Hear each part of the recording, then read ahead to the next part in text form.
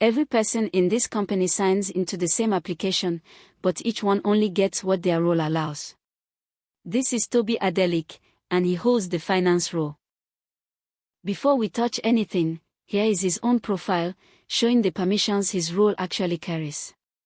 Not a description of the app, his account.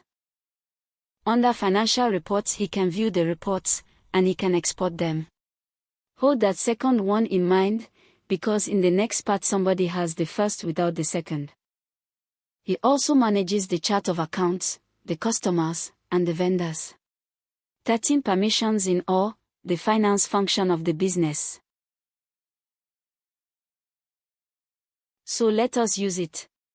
Here is the income statement, rendered on screen for him to read, and because his role carries the export right, the download buttons are right there, PDF, Excel, CSV.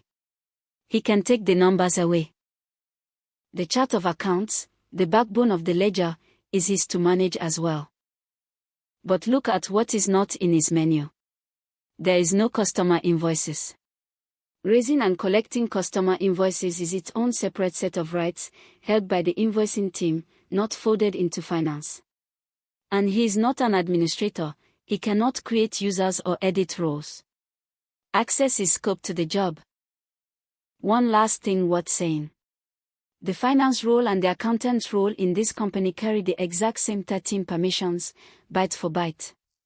2 names for one set of duties, so you can label people the way your organization actually talks about them.